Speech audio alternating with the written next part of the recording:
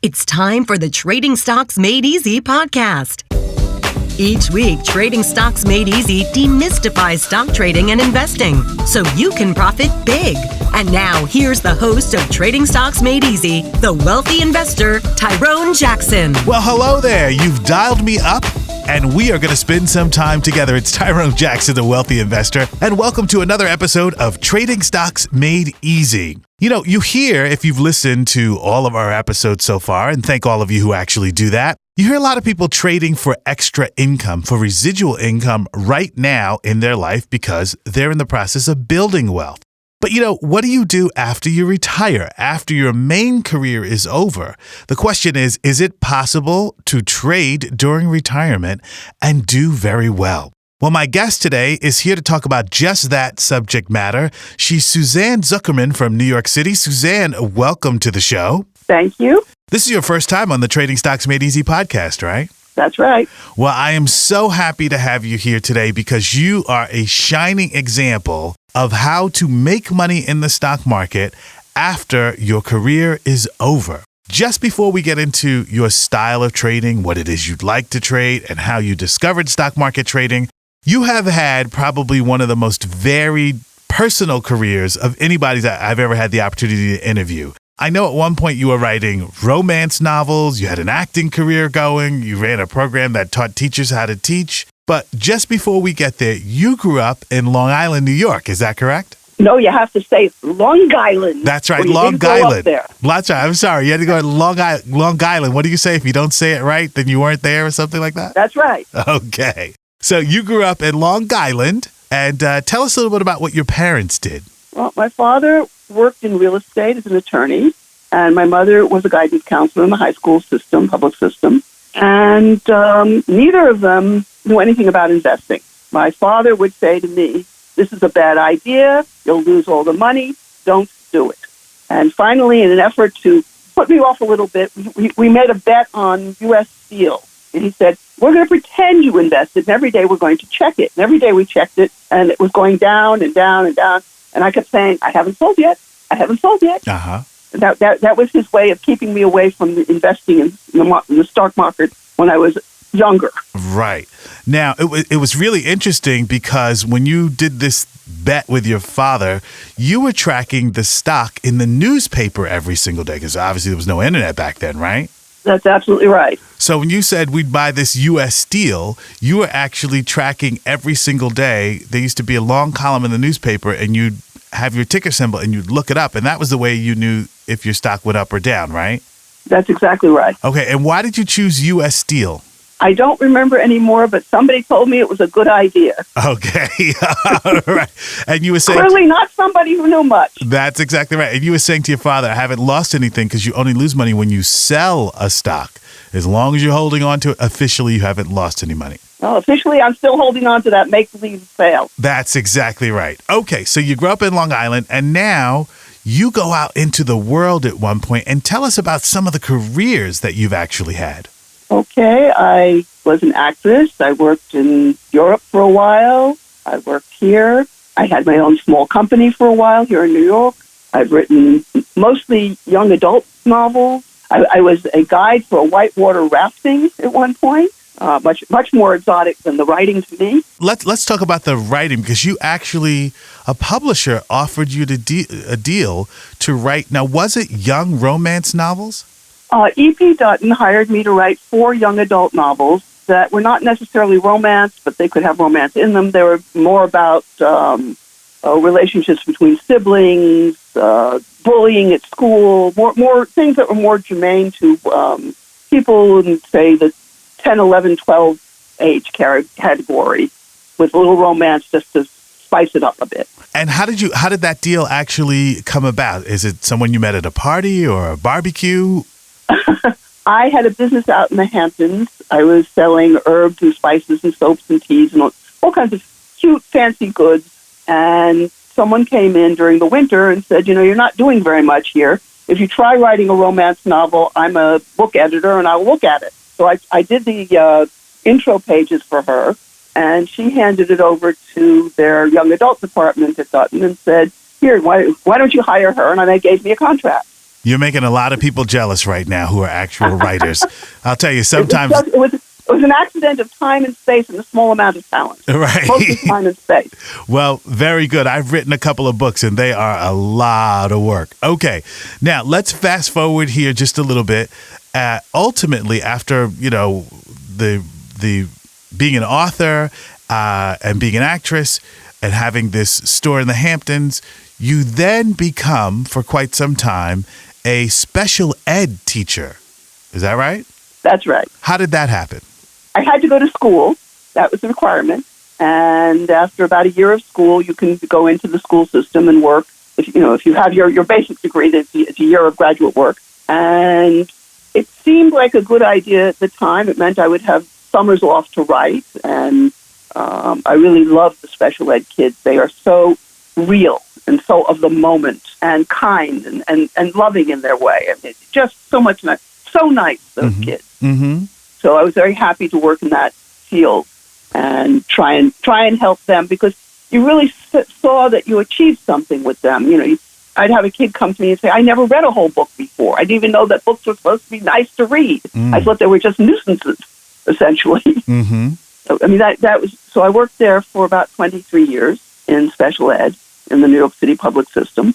And I used my summers to travel and to write and to do other things, volunteer. And as a career, it's a good career. Yeah, because you're making a difference in someone's life, for sure, right? Yeah. And that's very gratifying. And I certainly understand that. Now, this is the transition that I'm really fascinated with, because you go from being a special ed teacher to then finding out about stock market trading and investing. Now, tell us exactly how that happened. I had a dear friend who's not with us anymore, who was always trying to find a way to make some money. And she would pull me into these wild and crazy schemes, and inevitably we would lose our money, but I would arrange to get it back. I'd go to small claims court, I'd track the people down, I felt like Nancy Drew, teen detective, all kinds of things, getting our money back. Mm-hmm. And she had a friend who brought her into your program. And the two of them, because there had been so many things that she brought me into that didn't work, she knew she couldn't tell me this was a money program. So she said, "We're just going to go out to dinner, the three of us, her friend and herself and me, and maybe we'll stop in and hear a lecture." And that was the way she brought me into your program. And I loved the first lecture. It was so clear. And it was so easy to understand what we were going to do. And so I thought, well, I could try it. The worst that would happen is I wouldn't like it, but I did like it. I love it. And you're doing so well. And you set up a trading account. And what was your reaction? Everybody who listens to the show knows how I feel about covered call writing. When you first bought those first 100 shares and you sold that call option and you made money, you thought what? Amazing. I was terrified I was going to do it wrong. I was going to, blow up the computer. I don't know what I was terrified of, but it was so simple, and I made money. That was really exciting. Right. And did you think about your father at all? I did. And what did you think? I thought he would be surprised that this worked so well. That he'd never seen options as a thing. He'd only seen what you call hope. Was it? Yes, buy and hope. hope. And wait. Yes. Wait and hope. Buy and hope. Buy the stock and hope that it actually rises. Now, this is interesting, Suzanne, because at the time when you were growing up and your father and you were looking at, let's say, U.S. Steel, there was no such thing as an option. It was just shares, right? And so when covered calls were actually created as a hedge, really, was less than about 25 years ago, actually. So your father didn't know there was this guaranteed way of extracting money from the stock market, and you could actually make a living that way. Okay, so now your journey begins. You start covered call writing. The first reaction most people have is, man, if I had more money in this account, I could take more of this guaranteed money every single month from the market, and I could live off of it. Was that your reaction? I'm more cautious than that. I thought, if I can just keep doing this, I'll be able to, when I retire, I'll have an income. That was really what I was thinking. More than quitting the job and living on what I made, because I didn't think I had enough in my account or would have enough in my account to do that. And now you have fully retired from teaching, and you live exclusively off of the money, almost exclusively off of the money that you earn in the stock market, right? Well, of course I have pension, which covers a lot of things, but the money I make in the stock market pays for all the things I really like doing. Last year I got to go to Tahiti for 3 weeks, go to the theater a great deal. We've talked about that. Pretty much almost every night I go to some kind of performance or, museum or something. I get to give them money, and that feels good. So I'm bringing in the money I enjoy spending is the money I earn in the stock market. Yes. And is there a sense for you, Suzanne, that you're essentially living the American dream? There are always people who listen to this show and they go, I'm not sure these people are really real people. But you are really living the American dream, and it's a dream that most seniors don't have the opportunity to ever experience. Is there a sense that something different is happening for you? Yes, I'm very aware of that. That's one of the reasons I like to give money where I can. And how does that feel? Does it feel good? Are you ever worried that this money is going to disappear, for example? No, I feel very secure. That's one of the things that I really like about the trading. It makes me feel like I will always be able to stay in my apartment, no matter how many times they raise the maintenance, which they do on. Sometimes it feels like it's weekly. I'll be able to stay in doing the things I enjoy doing, the travel and the theater and collecting of various charming items that nobody needs to live on or live with. Now let's talk about I'm going to ask you about 3 different aspects of your trading. Your primary trades and your primary income comes from covered call writing, right? That's correct. Okay. So I always talk about covered call writing on Dow stocks and S&P stocks. Do you still trade Dow stocks? Do you still trade S&P stocks? Yes, absolutely. Okay. And what criteria by which you are choosing the stocks that you're actually trading? Is it all based on fundamentals? Absolutely. I have a chart that I made up of how you taught us, and I put each stock on that chart, and I track the fundamentals. Every few months, I'll sit down with the chart and update it. Okay. So you've got that covered call income. Are you selling in the money calls or out of the money calls more often than not? In the money calls more often. Really? Now, that's very rare. Why is that? Because I like seeing the money come back into the account. Right. So if you're selling calls that are in the money, you know that you're essentially going to be turning it faster because by the expiration date, there's a higher likelihood that the stock will be exercised. That's right. Perfect. The other trade that everybody likes is volatility trading, where you're buying some shares and you do a programmable trade and you have the software sell it in your account. How much volatility trading do you actually do these days? Not as much. I used to do a lot more, but recently it hasn't been good volatility trading territory, so I have not done as much. In fact, I haven't done any in probably 6 months or 8 months. And that's fair enough because of present market conditions, right? Right. Okay, now let me ask you, what is your emphasis on dividends? Is that really important to you? And for our listeners who don't know, your dividend is a guaranteed payment that comes out as a shareholder once every 3 months. You get a piece of the company's profits. Is there an emphasis for you on how much your dividend checks are? Yes. Okay. You had suggested that we have those checks sent home to us rather than leaving them and reinvesting them. That is correct. You had indicated that if we had actual physical money in our hands, we would, as the students, would feel more connected as investors, and that would help us be better investors. So yes, I love getting those checks. And I don't have them automatically deposited. I have a check sent. So I have it in my hand, and then I walk it to the bank. And then I spend it. Yeah, there you go. Well, that's what I do. I do the same thing. Do you have a lot of people in the Wealthy Investor Program have dividend targets? So do you say, I've made, $5,000 in dividends this quarter. Next quarter, I'd like for that to be $5,500. Or are you happy with the dividends that you're just collecting? We figured out what my dividends are, and I'm pretty happy with that number. As I have more stocks that I hold, of course, the dividends will go up, and that will be nice too. Yes. Now, Suzanne, let me ask you, since, there are people who are listening who are about to go into retirement, why do you think more seniors don't get exposed to retirement trading as a form of generating income? Why is that? Well, I think it's everybody, not just seniors. People are frightened, worried. They don't know that this is a guaranteed income generator. and they've never seen very much about the stock market. It feels like a foreign place with a language all its own. And I've been in your class. I was in the class for 3 or 4 years before I felt comfortable. And now I've been there 7 years, and I feel, I feel more than comfortable, and, that I can explain it and I understand what I'm doing. But it takes a while. And I don't think most people are ready to put that commitment of time and learning in when they're afraid that it may not work. Why do you think so many people, Suzanne, actually turn their money over to somebody else? I was doing a seminar recently, and, I tried to explain to the audience, your money is not should not be considered a service like someone who cuts your grass or if you have a housekeeper, right? It's much too valuable for that. Why do you think so many people turn their retirement over to other people and just hope for the best instead of learning how to manage it? They're afraid. It's that simple, really. My grandmother died. She left me a small amount of money, but she left it with a lot of restrictions. So it was like the long hand reaching out of the grave to control the money even after death.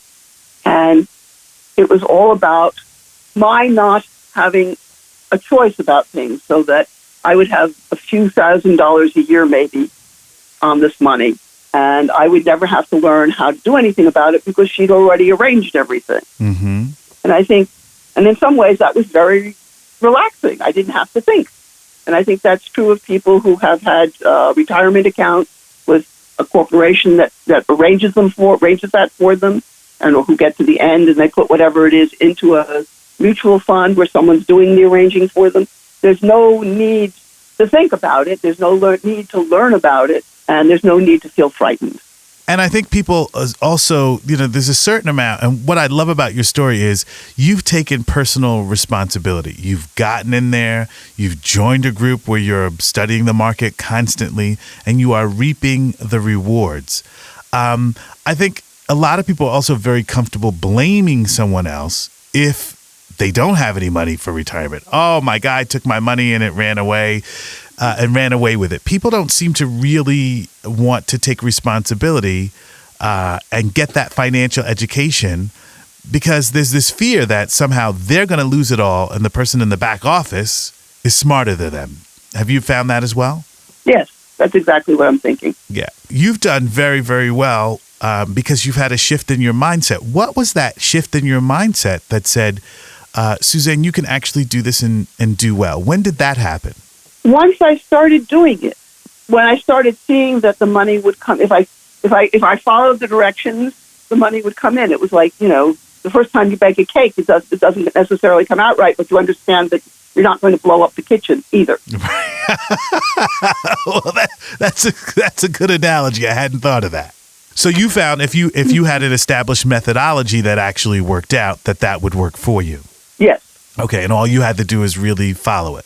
Absolutely. Well, my final question is, because we're going to run out of time here, how important is it to be a part of a community? I always say to people in the live classes in the Wealthy Investor Program, you're part of a group. And we do this thing in our live classes called drills, where you sit down and you reason out a trade.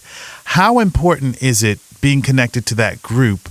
How has that enhanced your success? I love being part of the community because if something goes wrong, there are lots of people I can talk to and find out where I made my mistake or how to fix it. There are people who I see, who I've now seen over a period of years, and they've become friends. We go to the theater, we go out to lunch. They've become part of my life, and whereas you don't want to talk about money with other people because either they're jealous or they're angry or they're mean about it, people within the group understand, and that really does help because everything I want from my trading, they want from their trading. And, we compare ideas and, they show me, for instance, I needed a chart when I started out, how to track things, and they showed me their charts. And then, now I'm sharing my charts with the new people coming in. It's everything to have the group for me. It's a social connection. It's important. Well, I got to tell you, you are a real inspiration to people who are about to retire or who maybe are far away from it and didn't know that they could make six figures after they finish their professional lives. And for that, I really thank you for coming on the show today. Any final words of advice to anyone listening? Keep records. Oh, that's right. Just before we go, you are very into spreadsheets. And why do you emphasize the importance of keeping records? The famous words, I'll remember, don't work. Okay. Even no matter how simple my trading is, if I don't keep records in, like a couple of weeks, whatever I thought I'd remember, I don't. And then I'm spending hours and hours and hours tracking numbers and figuring out this was the day when so-and-so had their teeth fixed, or this was the day when the bicycle fell apart, and, trying to connect up information. It's so much easier if you just keep records. Well, that is going to be the biggest lesson of the day. Keep records on your trading. And I have to agree with you. I find a lot of my students like to make the money. But if I say to them, how much did you actually earn this month? Did you add it all up? Covered calls, cap gains, and dividends? People go, oh, I didn't add it all up. I just added up the guaranteed money that I took in.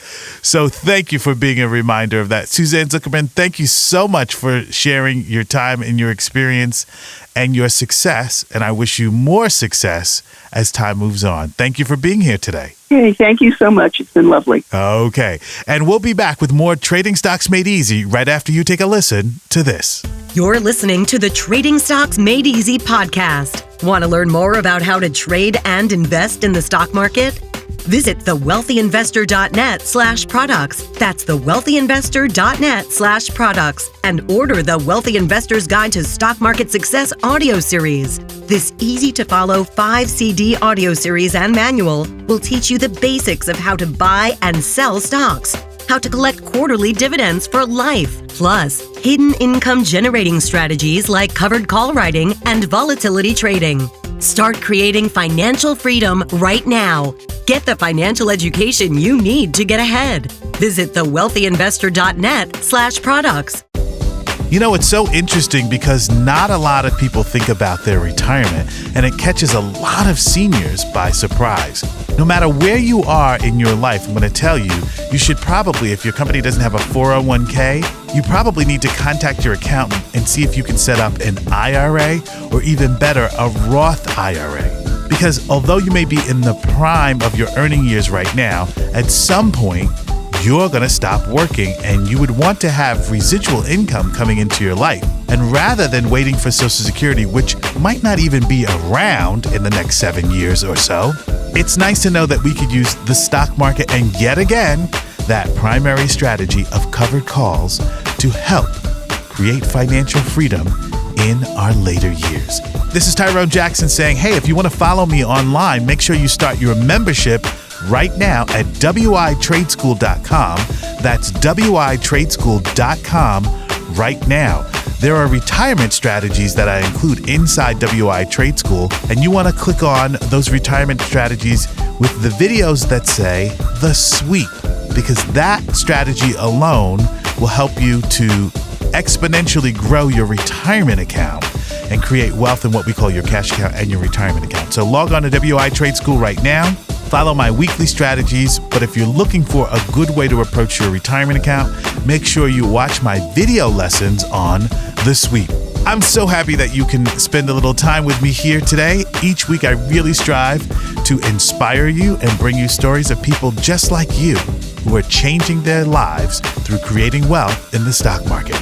This is Tyrone Jackson, the Wealthy Investor, saying goodbye for now. Keep an open mind, stay positive. You have a lot to look forward to. You've been listening to the Trading Stocks Made Easy podcast. Be sure to rate and review our show on iTunes. While you're on iTunes, be sure to click the subscribe button and you'll automatically receive our next episode.